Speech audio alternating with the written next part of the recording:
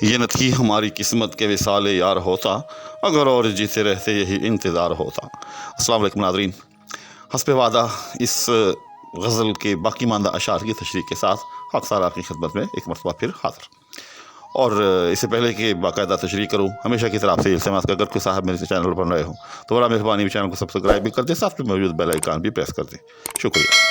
تو بلا تاخیر اس غزل کے باقی ماندہ اشعار کی تشریح کرتے ہیں۔ تو اگلا شعر تھا: کہوں کس سے میں کہ کیا ہے شب غم بری بلا ہے، مجھے کیا برا تھا مرنا اگر ایک بار ہوتا۔ چنانچہ اس شعر کے اندر غالب نے شب ہجراں کی سختیوں کا جو ہے وہ بڑی خوبصورتی کے ساتھ جو ہے وہ بیان کیا ہے،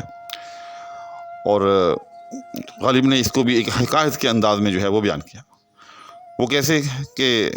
غالب سے کسی نے پوچھا کہ یہ شب ہجراں جو ہے کیا ہوتی ہے، کیسی ہوتی ہے، اس کی تلخیاں جو وہ کیسی ہوتی ہیں، کچھ بیان فرمائیے۔ تو غالب نے کہا: کہوں کس سے میں کہ کیا ہے، کہ ارے بھائی میں یہ کیسے بیان کروں کہ شب ہجراں جو ہوتی ہے وہ کیا ہوتی ہے۔ تو ایک بات یہ کہ اس کو غالب نے کہا کہ یہ شب غم ہوتی ہے، یعنی اس میں غم جو ہے اپنے عروج پر ہوتا ہے، اور پھر کہا کہ بری بلا ہے، کہ کوئی بھی غم بھری رات جو ہوتی ہے وہ ہمیشہ بری ہی ہوتی ہے، کیونکہ اس میں نہ انسان کو جو ہے وہ چین سے نیند آ سکتی ہے، نہ ہی وہ آرام کر سکتا ہے۔ تو غالب نے کہا کہ بس یہ ایک بری بلا ہے۔ آگے پھر کہا کہ مجھے کیا برا تھا مرنا اگر ایک بار ہوتا۔ پھر اس شب ہجراں کی برائی یا اس شب ہجراں کی تلخی، اس کو ایک بڑے خوبصورت انداز میں غالب نے ایک تمثیل کے ذریعے بیان کیا۔ وہ کہا کہ جب انسان کو شب ہجراں سے دوچار ہوتا ہے تو یوں سمجھیں کہ وہ ہر آن ہر پل جو ہے وہ مرتا ہے، موت کی اسی تکلیف میں سے وہ ہر آن گزرتا ہے۔ کیوں کہ مجھے کیا برا تھا مرنا اگر ایک بار ہوتا، کیونکہ عام طور پر تو یہ ہوتا ہے کہ جب کسی آدمی کی موت آتی ہے تو ایک ہی مرتبہ موت آتی ہے، ایک ہی مرتبہ اس کو اس تکلیف کا جو ہے سامنا کرنا پڑتا ہے اور وہ دنیا سے جو ہے وہ رخصت ہو جاتا ہے۔ لیکن غالب کہتا ہے کہ شب ہجراں جو ہے وہ ایسی بری رات ہے، ایسی غم زدہ رات ہے، ایسی بری بلا ہے کہ یوں سمجھیں کہ ہر آن جو ہے مجھے مرنا پڑتا ہے۔ غالب کہتا ہے کہ مجھے کیا برا تھا مرنا اگر ایک بار ہوتا، کہ کاش وہ موت جو مجھے ہر آن ہر لمحے آ رہی ہے اس شب ہجراں کے اندر، یعنی موت کی سی تکلیف میں سے میں ہر لمحے جو ہے گزر رہا ہوں، بجائے اس کے کہ ایک ہی بار جو ہے مجھے حقیقی موت جو ہے وہ آ جاتی، تاکہ مجھے اس بار بار کے مرنے سے نجات مل جاتی۔ اس کے بعد اگلا شعر ہے: ہوئے مر کے ہم جو رسوا ہوئے کیوں نہ غرق کے دریا، نہ کبھی جنازہ اٹھتا نہ کہیں مزار ہوتا۔ تو اس میں بھی غالب نے اسی طرح سے ایک کوزے کو جو ہے وہ دریا میں بند کیا۔ ہوا یوں کہ جب غالب جو ہے مر گیا، اس کا جو ہے کہیں مزار بن گیا،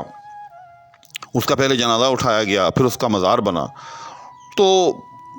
جنازہ اور مزار کیا تھا؟ ایک رسوائی کا سامان تھا۔ جب غالب کا جنازہ جا رہا تھا تو ہر کوئی انگلیوں سے اشارے کر کر کے کہہ رہا تھا کہ یہ وہ بدنام زمانہ، یہ وہ عاشق نامراد ہے کہ جس کا جنازہ جا رہا ہے۔ جب مزار بنا، قبر بنی، تو پھر لوگوں نے انگلیوں سے اشارے کر کر کے کہا، یارانے رقیبہ نے اشارے کر کر کے کہا کہ دیکھیں جی یہ وہی روح سیاہ ہے، یہ وہی عاشق نامراد ہے کہ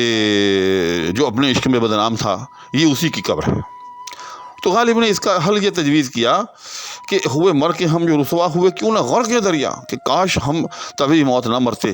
ہم جو ہے کہیں سمندر میں کسی دریا میں جو ہے غرق ہو جاتے، جس کے نتیجے میں نہ ہماری لاش ملتی، نہ ہی جو ہے اس کا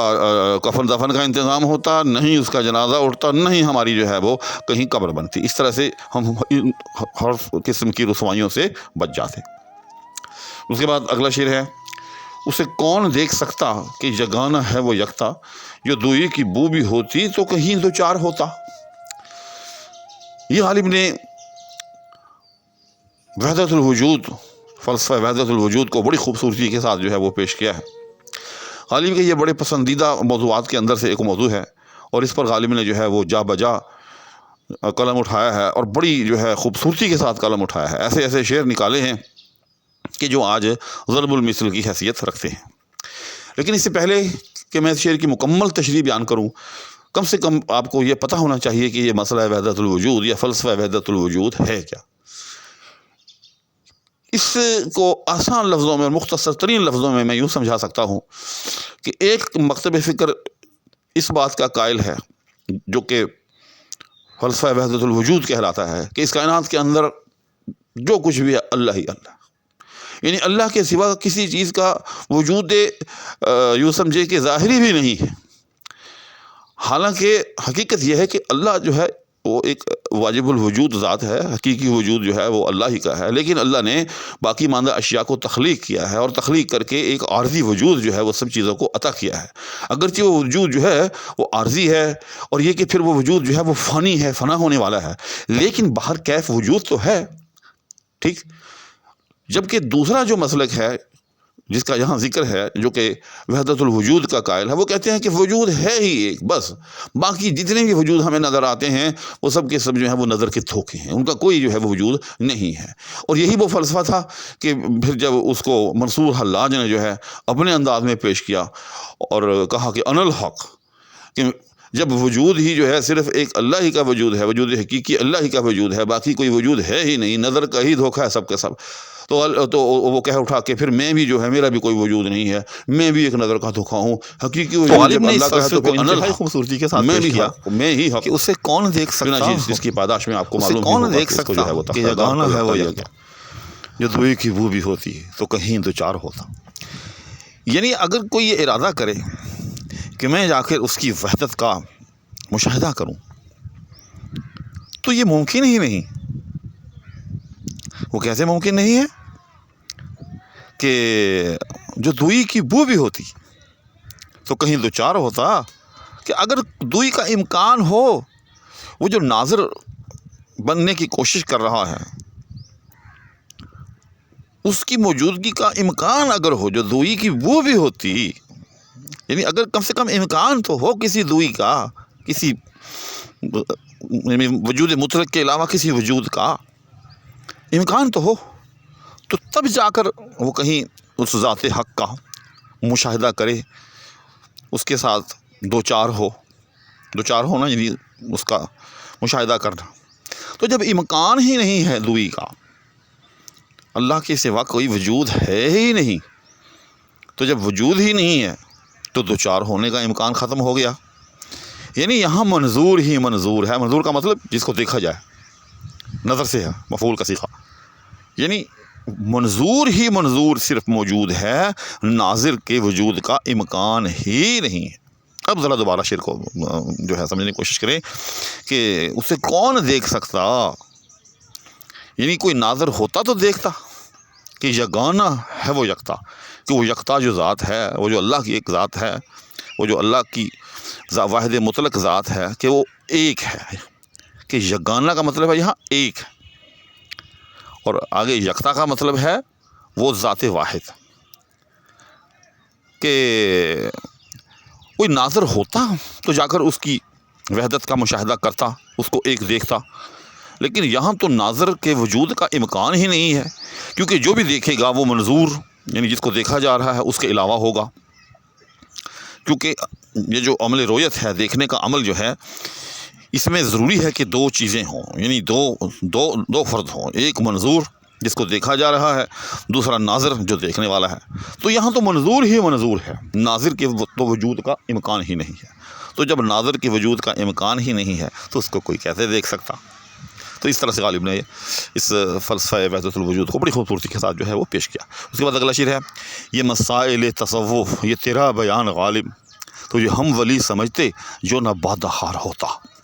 تو غالب نے دراصل یہ جو اس سے پہلے شعر کہا تو اس کے اندر یہ ایک بڑا لطیف نقطہ نکالا، تو اسی نقطے سے غالب نے متاثر ہو کر یہ اگلا جو ہے مقطع یہ کہا کہ دیکھا کہ یہ میں نے کیسے مسئلہ وحدت الوجود کو ایک مثال کے ذریعے، ایک نقطے کے ذریعے بیان کیا، حالانکہ یہ وہ مسئلہ ہے، مسئلہ وحدت الوجود، کہ اس میں بڑی بڑی بحثیں ہوئی ہیں، اس میں ابن عربی اور پتہ نہیں کون کون سے جو مشاہیر ہیں وہ گفتگو فرما کر گئے ہیں۔ تو عالم نے کہا کہ تو بڑی شے ہے، یہ مسائل تصوف یہ تیرا بیان غالب، کہ تو اتنے بڑے بڑے مسائل جو ہیں تصوف کے،